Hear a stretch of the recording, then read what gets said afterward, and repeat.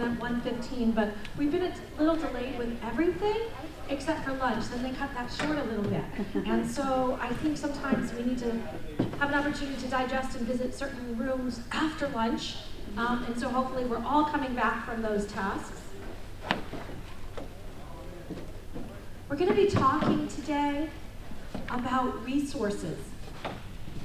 And I'm going to be sharing a little bit about my journey through how we utilize existing resources in our district to support tiered systems of support, and then also how we listen to the field in the design and construction of some tools that I'm going to share. Before we get started, I want to encourage everyone to get online if you can, and to open up the presentation slides. That will allow you to participate and actively click on links when I share them.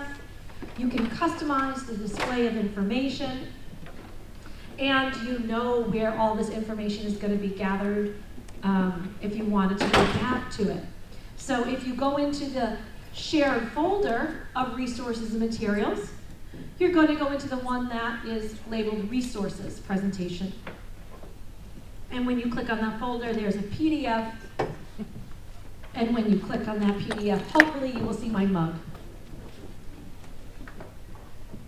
Oftentimes, people say, oh, I didn't realize that was you. And yeah, that's how I feel too. And I'm like, that's a publisher's photo. Okay, I know I don't normally look like that. I'm a little closer to it today. A little closer, because I actually have my hair and makeup done. But sometimes it's a far stretch. My contact information is at the bottom of the slide. If you have any need to come back and chat with me, ask questions, seek further support, you have my contact information there. So if I do my job well, this is what's going to happen. You're going to leave here with an understanding of the impact that resources have in regards to us effectively implementing multi-tiered systems of support. It's like, why are we focusing on resources? You're going to hear some strategies that were used in how we reallocated funds to support MTSS, and you're going to have a chance to play with some protocols and materials related to asset, resource mapping, and fiscal review. Fun, right? Fun topics. Woo! Seriously, Kristan, last day of a 2-day, and you're going to be talking using words like fiscal review and asset mapping. Oh my goodness, I'm going to be brave and dig deep into these topics. So that's what success looks like in my mind if you lead with these things as understandings. So here's what I want to do. I want you to take any one initiative that currently exists in your organization. And this is an initiative that's existed for more than 2 to 3 years, not something you're just beginning. So something that's kind of been engaged in your district.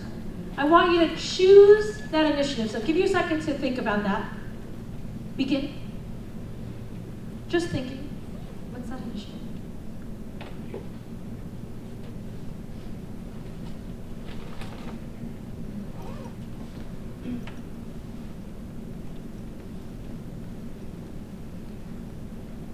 Do you all have it?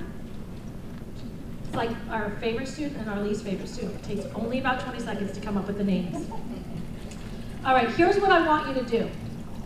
I want you to turn to a partner and give the elevator speech that you use when you talk to a school committee member, a parent, a community member. I want you to give the elevator speech, 1 to 2 sentence of what this initiative is. Describe it to a partner. Everyone turn to a partner. And if you're at a table on your own, you can either quietly reflect or you can join some friends. Hi, I'm Jennifer Blasco. Hi, I'm Liz Brown.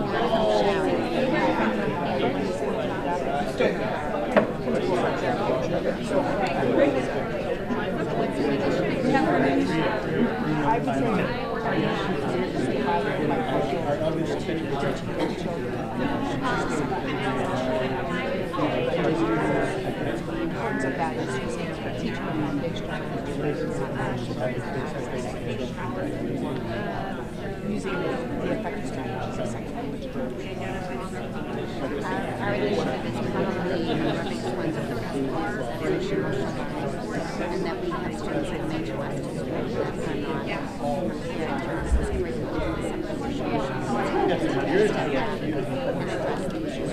Okay, the elevator has reached the bottom floor. It's the next person's turn to give their elevator speech.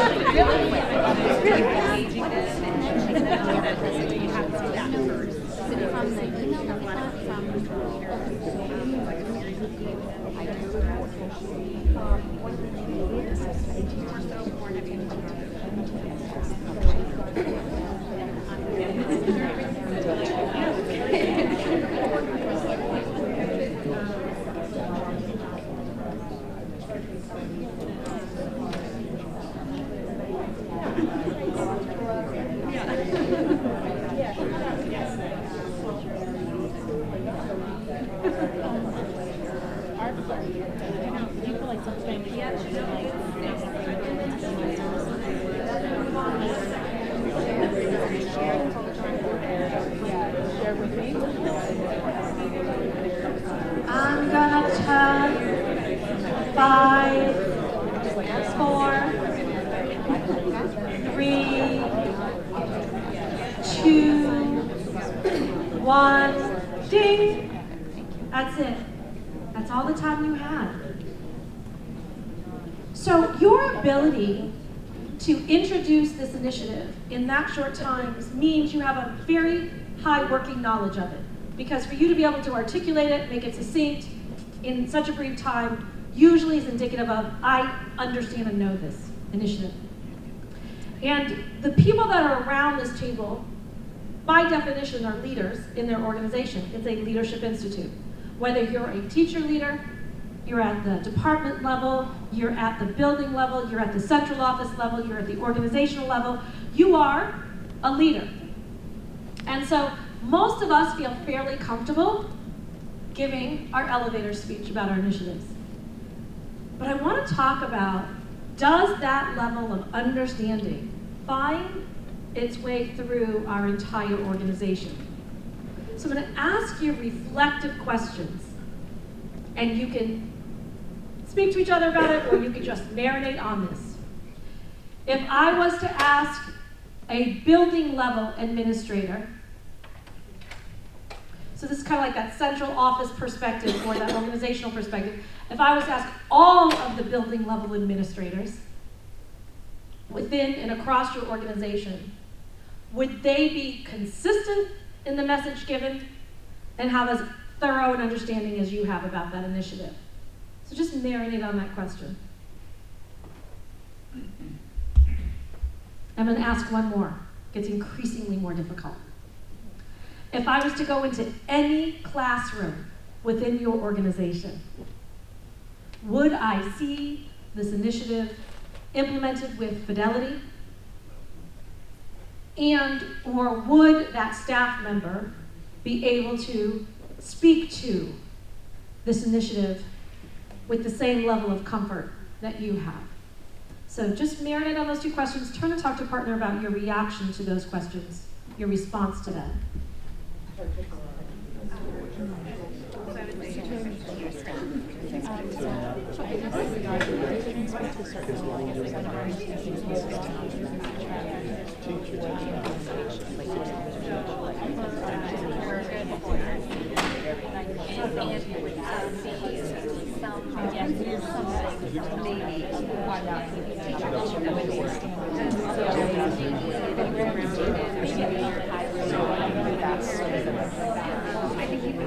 think they are not quite Year 3, what is that instruction that makes that happen? There's not a lot of our times it's very similar.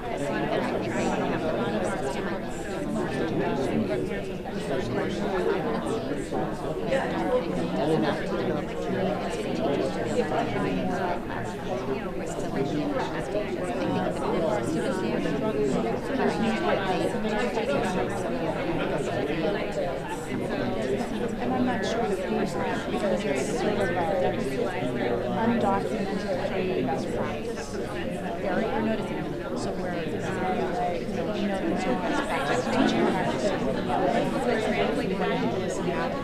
pulling us back in 3, 2, and 1. And so I listened in on many of the conversations. And I wasn't hearing things like, yes, 100% I have full confidence that you go into every single classroom and you will see this in action. And I know this to be true because I do a lot of support in schools. And I've been in this position where you lead systems level initiatives. And very often the rain is not hitting the ground in every setting. And so when we're thinking about tiered systems of support, we can't let that happen, right? We can't have inconsistency in meeting the needs of all of our learners within our organization. And so one of the things that we really struggled with when we designed and developed, and for those of you who have no idea who I am, my name is Kristan Rodriguez. I had the honor of co-writing the blueprint, helping design and develop this, and I lead 2 district statewide MTSS academies. We service over 100 teams. I'm a former superintendent, assistant superintendent, curriculum director, principal, assistant principal, curriculum coordinator, classroom teacher. And so I share that experience with you just so you understand that I know what organizational change feels like in different kinds of positions. And I have yet to experience one as a leader myself in which I could answer, yes, 100%. We're able to do that. And so what we realized was, if the answer is not that, is there something in the way we roll out this work that inherently causes that to occur? And so we started to do some research about implementation science. And this is what we found. When we don't have time and energy committed to walking us through scientifically based systems change, what happens is we often fall into what is called the implementation chasm. And that is a very small group of early adopters and believers move this work forward, and somehow things fall apart between those that are really excited and jazzed for a change and those even in the category of skeptical. And so what we have to do is bridge between early adoption and enthusiasm and excitement for this initiative into the realm of skeptical majority, resistant majority, and persistent unbelievers. And we found that there's an approach to this that is scientifically based, research-based, and it is called implementation science. And I was shocked why so few of us in our work in leadership schooling were never really introduced to this work. And so what we did was we embedded this into the blueprint. So when we asked that question on the self-assessment, do you have a scientifically based planning model? It tells you what that means. That there are phases of implementation. And these phases go into when we explore, when we plan, when we initially implement, and how we get to full implementation, the steps that we have to participate in. And so when we think about, do we have processes and the diffusion and dissemination of information that are robust enough that engage all members of our organization in this work from the onset? And if we don't, how do we step back as leaders and work towards that? There was a study done in Minnesota in 2016, and it asked the administration leaders what their top 5 challenges to full MTSS implementation were. And this is what they responded. Only 20% of the respondents said they actually were fully implementing MTSS, and that threshold of full implementation often can be as small as 50%. Like we kind of move from initial to moving towards full at around 50. So that doesn't mean 100% when they were saying that. And D, letter D, existed for those leaders. And so we're going to live in letter D. Yeah, in my head I said number, but I didn't. I think out loud I said letter. Yep. Yeah, it's been a long 2 days.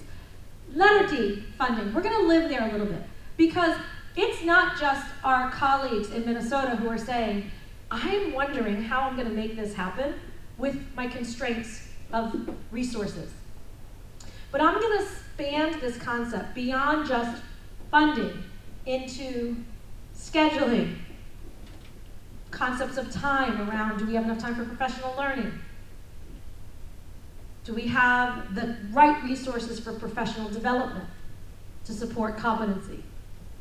And so this framework of MTSS does two things to help you. One, it talks to you about the phases of implementation so we don't leave anything out.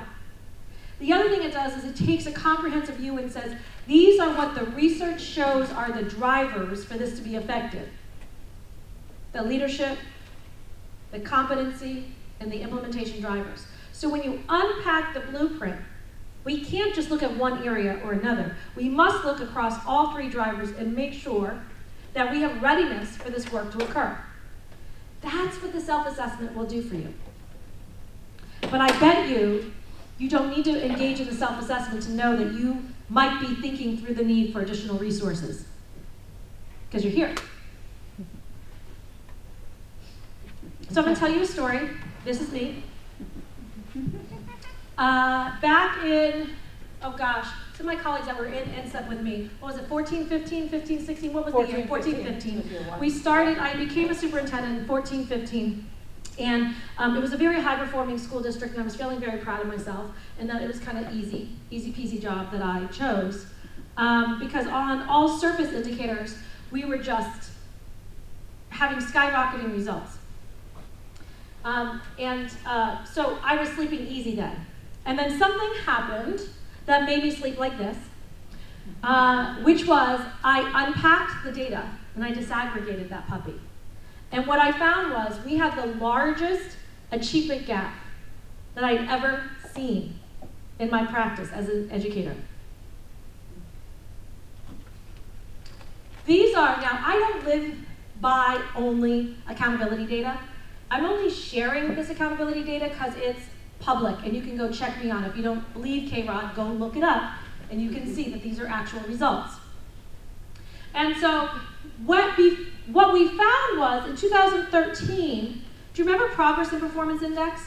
So it also took into account growth measures, right? So a lot of times students with disabilities, that helped us, right? Because they were measuring their performance against students that had like performance in previous years. So that helped us a lot. Well, it didn't help us. On a scale of 0 to 99, we were at 29. This is every single tested student with a disability. I didn't cherry pick a school. I didn't cherry pick a grade. This is our reality. And so what we realized was we were not only seeing this huge discrepancy gap because all students were in the 90s. So on the surface, you're like, oh, you're hitting it, you're doing well. When you consider that this population was included in all students, the gap is even larger than being represented here. And what we were seeing is over time, it was getting worse. So in a lot of places you say, okay, we have an achievement gap we're not super excited about. Ours was growing. Between 13 and 14, they did some work where they had standards-based instructional resources, intervention resources, and brought in curriculum leadership. And those things had some nice gains for all students, including students with disabilities. They went from 29 to 42. Woohoo! Yep, that's still me. Because that's not good enough. And so we had to find a way with the amazing staff that I had, the wonderful students that I had, and the existing resources. We had to find a way to change our approach to meeting the needs of all learners. And we had to do more than just lip service. So I don't know if you are living in lip service syndrome, but I was, which was we hadn't taken the time to unpack our policies, our procedures, what we invested in terms of resources, and really said, are we living what we say we care about? And so part of what I'm introducing to you with this is an opportunity to unpack, are we creating conditions for this vision to occur? And what do we have in terms of a process for that to happen? Now, you're going to see some outcomes from our district after we implemented MTSS that you're going to be like, wow, that's pretty fab, Kristan. Happened pretty quickly. You guys must have been so lucky. And it must have been so easy for you. And I want to talk to you about our 2 icebergs. So on the surface, you see above and you see this growth that I'm going to share with you. You'll be like, whoa, that's amazing. And then underneath, there's all these sleepless nights and efforts and work and uncertainty about this. And I want you to think about, as you work towards this journey of tiered systems, you're going to have mindset icebergs and planning icebergs. The mindset iceberg is, when we fail, and we all will, are we going to persist? What kinds of sacrifices are we going to have to make as we adjust our systems? How are we going to stay engaged and dedicated to this work when it gets hard? What do we do when not everyone in the organization believes that all students can be successful? Mindset organizations. And then we had planning icebergs, which is, I'm talking about it as a former superintendent. I have since gone. And guess what? The work has continued stronger and even better than when I was there. And to me, that was my greatest joy as a superintendent, was walking away and seeing the work continue, because it wasn't done in isolation. How are we teaming? How are we planning? How are we communicating? Are we thinking strategically? What is our vision for this work?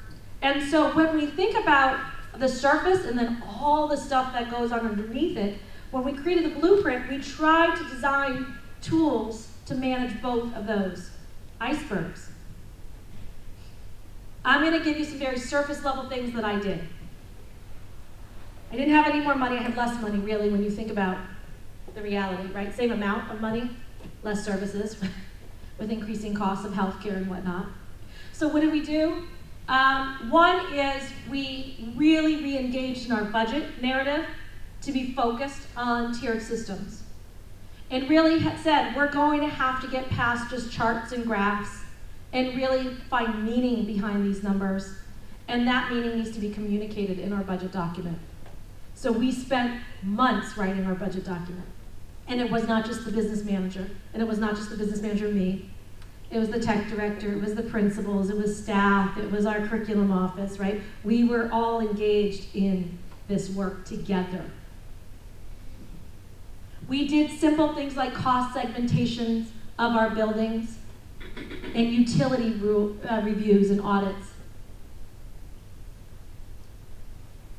Where we saw rates go down, we pre-bought some of our costs like oil and things like that, and took advantage of that. We did an annual schedule review. For example, our therapeutic staff, who usually cross buildings, we were getting a lot of wasted resources and energy on that. And so what we tried to do was get all of our principals, that was a small district, so you'd have to do this in pockets in a larger district, got all of them together and said, we all have these needs, we all have these schedules, let's not do this in isolation. Let's do this collectively and collaboratively. When we looked at our para-educators that were crossing over from like developmental level, we talked about the need for us not to just hold on to our guys just because we've always had them, right? Like, what are the needs of the students? And should that person move up? Should there be some attrition? Do they not need to be there? We had difficult conversations as colleagues. We made evidence-based staffing decisions based on actual outcome data. I had the most difficult conversation.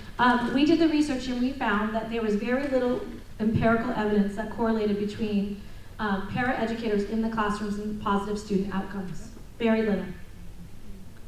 And we saw evidence that co-teaching, though, had a high impact. I didn't have any money for more co-teachers, but I had a lot of money invested into paraeducators. And so I had to have a conversation with my paraeducators, and I brought them all together, and I said, I'm shifting the model in terms of the resources we're allocating.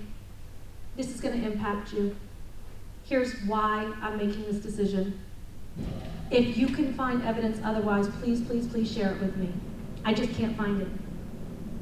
Now, we didn't have dramatic amounts of cost associated with unemployment because there was a lot of attrition inherent in it. And those that were ready to move to teaching, it kind of pushed them through to finish those degrees. I gave them the heads up. And so what we found was we did a 3-for-1 trade. Because of unemployment costs, 2-for-1 in previous districts showed that it was losing money. So we had to do a 3-for-1 in terms of positions to pay for the co-teaching, and we scaled up the co-teaching practice that way. Not an easy process. People love their paraeducators. I loved our paraeducators. I just couldn't find the evidence to show that that model was working for us in our district. We invested in staffing in areas previously not staffed robustly enough. I'll get to you. Such as social workers.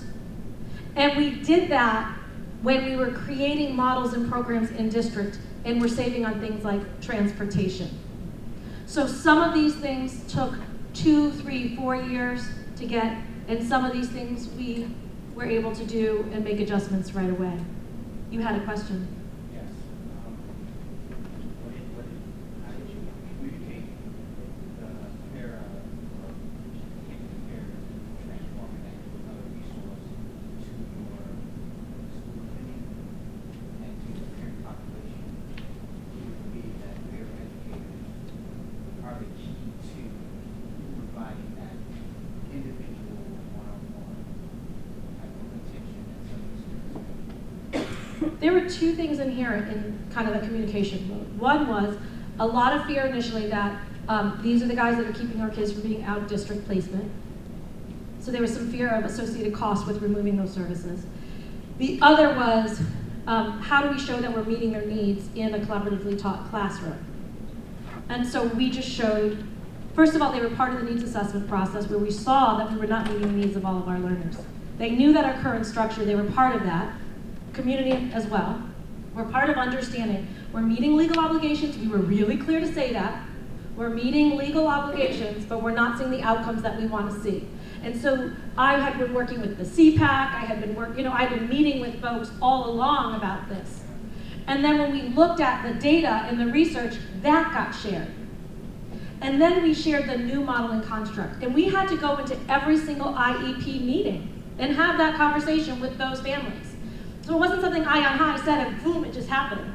We had to sit down with them and say, here's why we believe this is a better model from your kiddo. We brought out things like the hair report, right? And we brought out other research that showed that inclusive practice and inclusion were absolutely necessary, and co-teaching is an effective approach to that. And this is going to help your child. And so that's how we kind of minimized that pushback from folks. I happen to work in a district where about, and I'm exaggerating, 90% of the people were engineers.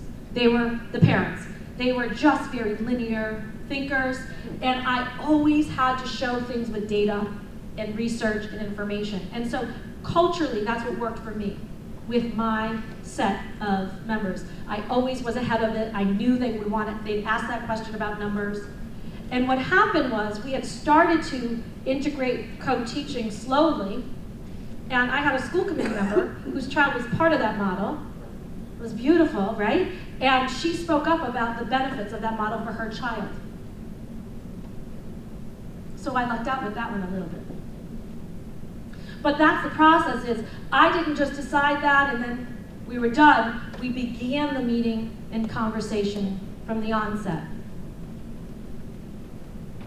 I did a cost breakdown of how much we in our district were spending on instructional materials and how much we were spending on professional development. I didn't have radar back then, by the way. This was like a 3-month process of pulling out everyone's data and looking at per pupil expenditures. I lived in PPE, was knee deep in PPE for a very long time. And what we found was not only were we spending way less than the state average for per pupil expenditure on these 2 items, we were spending a lot less than we had been in the past even. And so that's why we were seeing the declines. That's why we were seeing the gaps grow. So as part of our needs assessment, we recognized that. And so that's where we re-energized our spending focus on those areas that we knew we were underfunding and where we needed it. And we went after everything. We started foundations, we went after grant funding. Before I ever would ask the towns, because I was a regional school district, before I'd ever ask the towns for any increases in anything, they had to know that I was looking for external sources for resource. We bartered professional development when we could. I'll do this for your district if you do this for my district.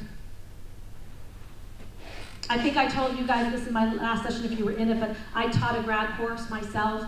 We opened up funding for other leaders to take the grad course. I used that money to buy book group books for my staff. And so we really figured, how can we best utilize our in-district capacity and how do we ask for things that we need? We offered greater options and flexibility in our professional development plan by engaging teachers and administrators together, more teachers on that team than leaders.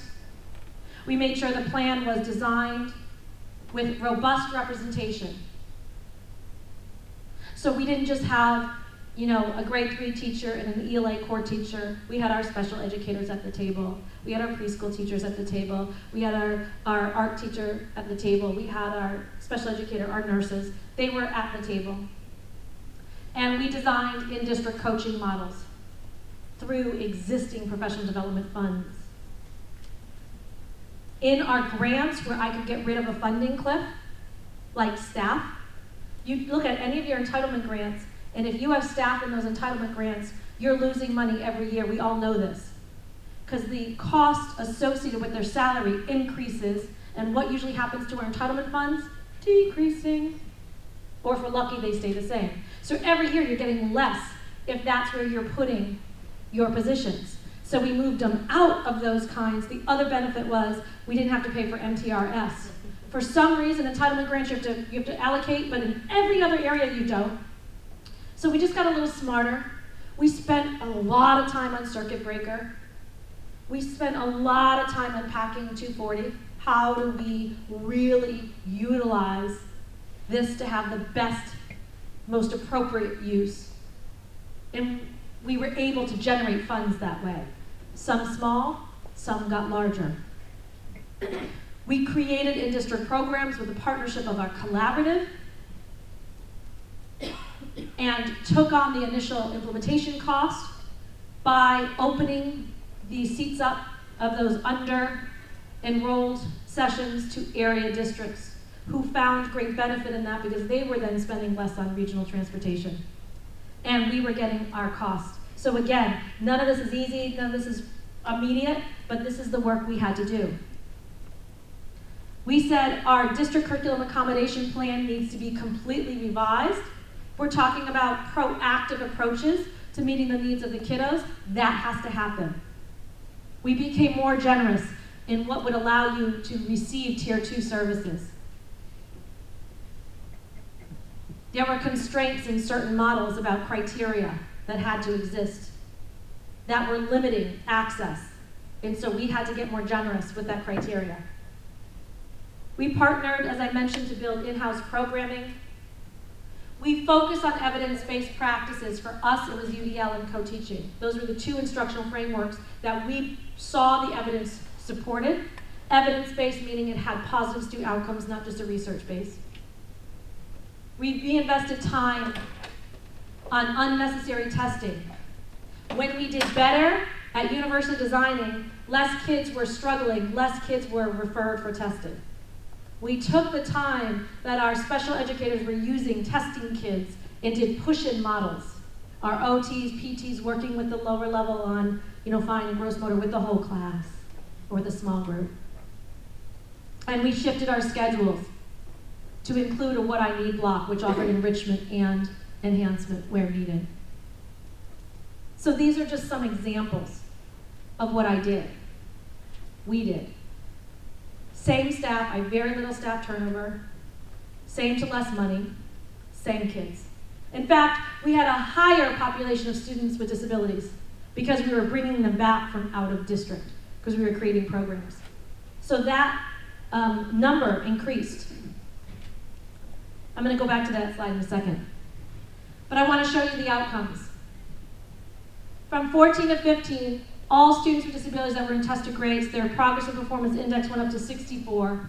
By 2016, it went to 79. Level 1 at the time, 75. Our students with disability were performing at a level 1 status. Here's some exciting news. I share this slide, but let me tell you more of the story. All of our in-house assessment indicators, when we focus on tiered systems of support, UDL, co-teaching, social emotional learning, behavioral intervention supports, when we did this as a focus with the existing resources, we found that all of our metrics increased. Our AP scores were at a 5-year high. Now, this is a district where we had all of our AB and BC calculus classes. We increased the amount of kids taking them, 100% got 5s. So we're not lowering the bar when we offer tiered systems. We were increasing outcomes for all of our kiddos. Our SAT scores also at a 5-year high. Here's something interesting, very exciting. Our students with disabilities SAT scores were higher than the national average for SAT scores for all kids. And so what we were doing was we were taking away the myth that these students could not be successful by realizing that it was our systems that were creating their inability to be productive and effective and have positive outcomes. And it was, it was contingent on us to create a system where they could be successful. And when we created that system, and we're not there all the way there yet, but when we created that system, it worked for our kids. Now, I left there, and that's why I'm not sharing any more of the slides, so I can't take credit for any of the work that happened after that. But guess what? 3 of the schools of the 4 schools were commendation schools, I think, last year, right? They're still killing it. They're still doing great. They're still growing. This is still part of their district strategy. And so again, when we think about the robustness of energy that goes into it, we have to think about how do we build on existing resources and supports before we start to look for additional resources and supports. And so one resource that I just want to make you aware of is a resource called the Resource/Asset Mapping Protocol. And again, what this does is it says, what do we already have in place as resources that we can capitalize on in our district to support MTSS? There's a template embedded in that protocol that will break things down like organizational resources and community resources and relate to aspects like universal and core instruction, selected strategic intervention, and it just allows you to write them within those categories. So if you would like to start with the asset-based view of your district, what do we have that's working? How do we build on that? This is a great protocol for you to use. Here was the unintended consequence. We knew that we were doing what's best for kids. What we did not know is it was actually going to financially work out for us. And so I want to show you some of the financial outcomes that occurred. Back in 2013, now these are all general funds, okay? This is not state aid, this is not grants, this is our general fund budget, what we could control in our district. 6.5% of our general fund budget was being spent on out-of-district education of our students. Over $2 million. This was a small school district with only 4 schools. That's a huge amount of our budget was being spent on out-of-district education. When we invested, what we found was, in 2017, only 4.5% of our district budget was being spent on out-of-district transportation, to the tune of a savings of roughly $500,000. Now, what's interesting is people might say, well, maybe that was the trend across the state, Kristan Rodriguez. How do we know that it isn't? Well, what I want to show you is what we found in 2017 was we were actually 34% lower than similar districts in that funding. So we knew it wasn't, in the comparison to other districts, it wasn't like a statewide trend, it was what we were doing, how we changed our system. Now, being in Groton and Dunstable, Massachusetts, the programs that our students were going to were not always close. And our kiddos were going on buses, sometimes for an hour, just to get serviced and supported. And so part of our philosophy was we want them to be educated in our district with their peers. We have to create programs to do that, but that was the philosophical idea.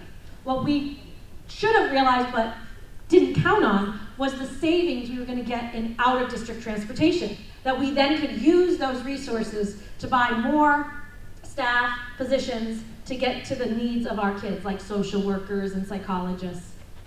And so in 2013, we spent 27% higher than similar districts in out-of-district transportation, $620,000 we were spending. But in 2017, we were only spending $375,000, and we were 11% lower than similar districts. And the way we did that was to invest in tiered systems of support, comprehensive district curriculum accommodation plans, co-teaching, universal design, creating programs for our kids, creating competency with our teachers to be able to meet the needs of those learners within our classrooms. So we not only saw achievement outcomes, we also saw financial benefit to that. So that's my story. That's why I'm not still there. What? That makes no sense.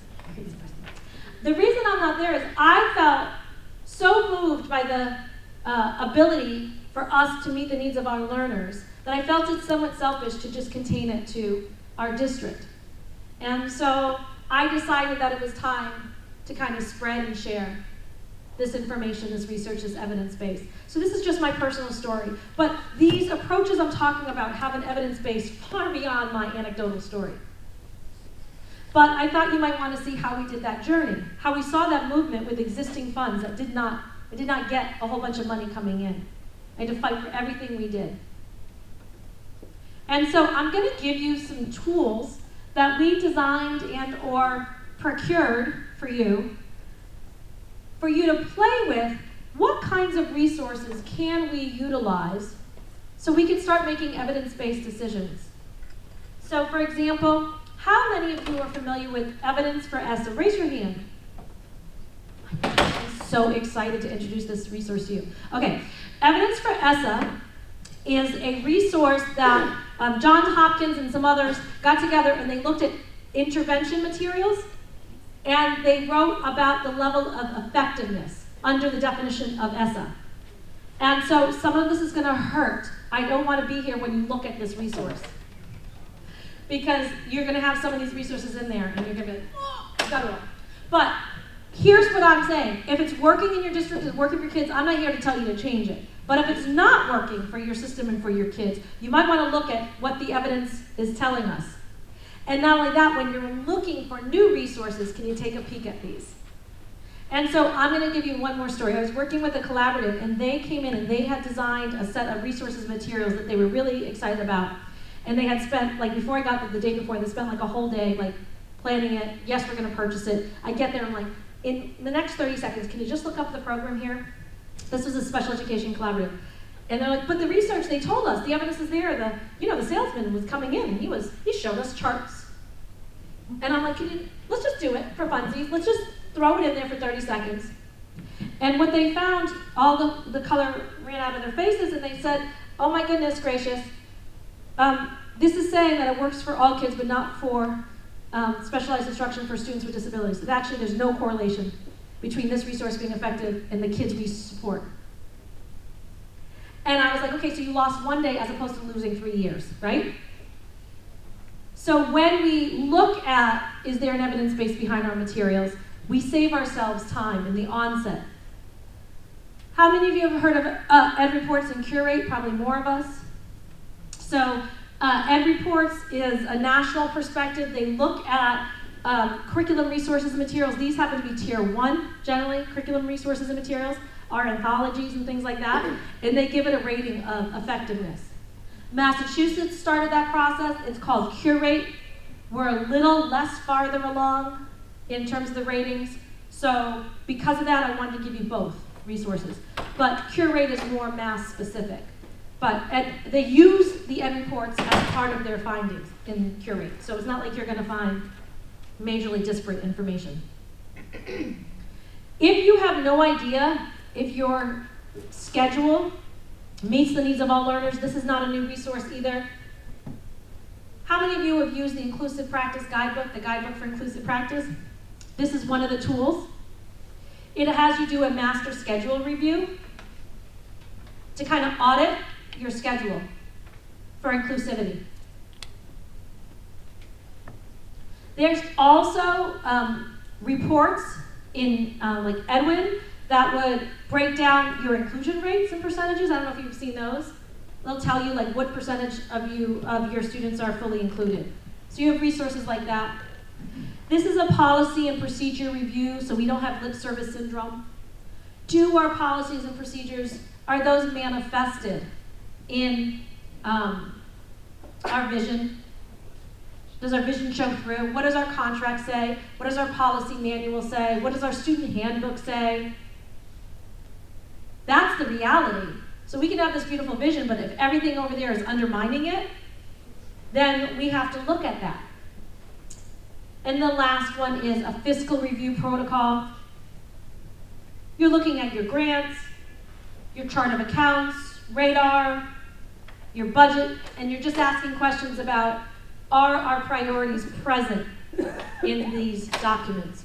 Are we putting resources, financial resources, behind what we say we care about? So what I'm going to do now, what time are we done here? Does somebody have a, I should know, I think it's 2:30? Perfect.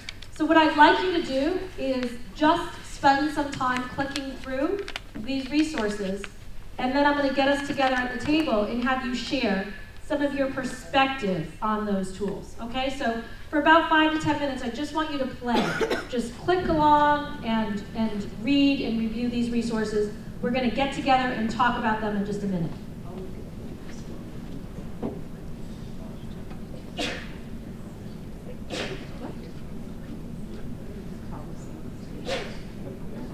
Less.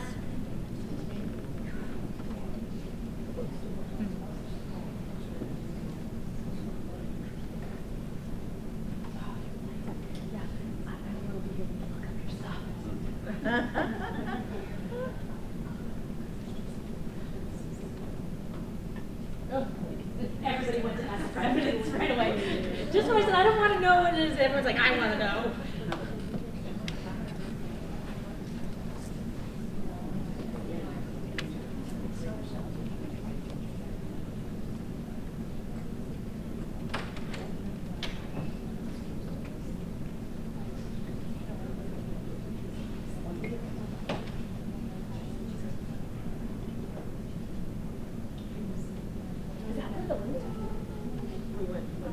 Oh, okay, good. Because in my head, I'm like, oh my gosh, that's the wrong tool. And then you kept clicking. Keep clicking. That's great. It's a great resource. As long as I didn't send you to it.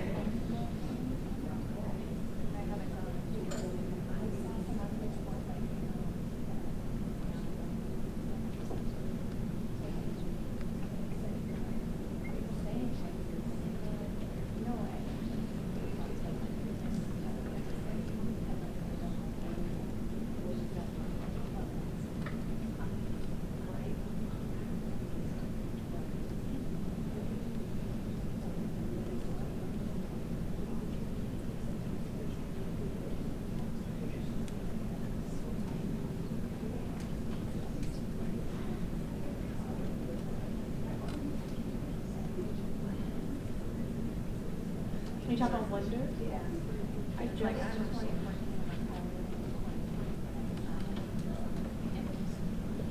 I heard that John Noble said that at this breakout session yesterday, which was 2020 was very promising. You can check out the tech reports in 2020. 2017. And a lot of people have 2017 and they just bought it and they were like, yeah. But again, the truth is, you can adjust and modify. And what you might want to do, I always do, like, might cheat on that. Like, I took a sample copy because I want to see a sample copy of your 2020 research material. And sometimes the adjustments and the shifts are present in the new version. And it looks like, yeah. Yeah.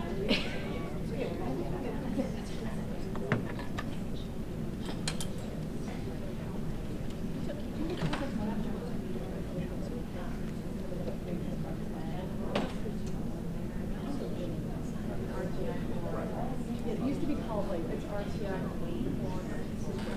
It used to be called like they used to have a different name. None of us had a different name.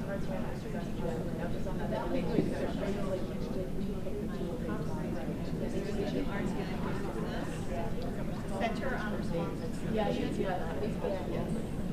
Full rating of all the products.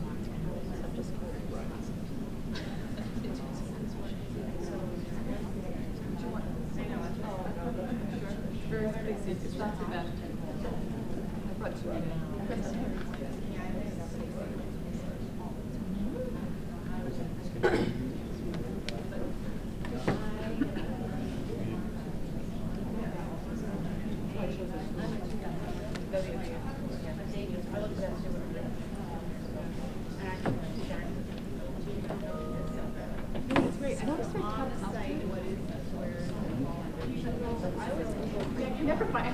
I'm on the site actually.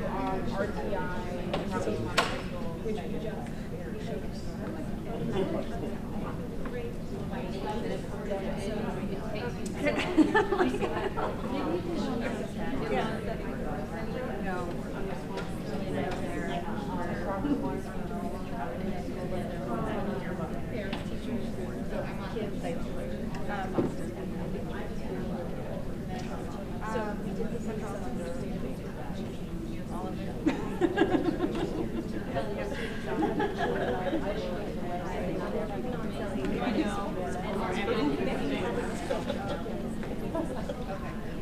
I was principal.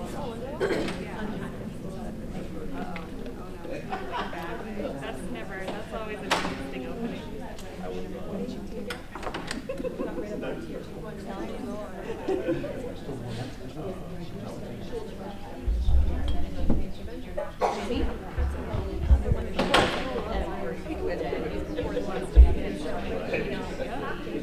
Yeah, I actually, so I had the privilege of supervising Jimmy for a couple of years, which, you know, it's more like you show up and you know what she says. Yeah, she did. She was very good. She enjoyed leadership, she enjoyed the skills, and I realized how Jimmy was things that I really learned from her as I entered curriculum, because obviously she was responsible for a long time. And so here was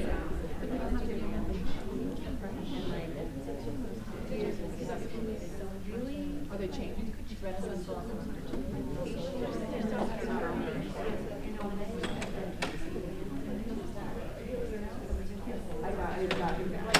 and everybody knew it in the district.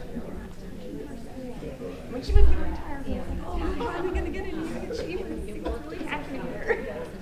Because she was so like, she had all these like creative ways of doing things that nobody ever understood. And you couldn't touch it, right? You've had a chance to sit with the school and unpack some of this a little bit more in depth. What I'd love to do is prompt your thinking around how do you utilize, or how might you want to utilize some of these tools. And so if you could, I'd like at the table for you to talk about any of these prompts that you think are beneficial to your discourse. How could this benefit my organization? Why would I even use this tool? When can this tool be used? Who would utilize this tool?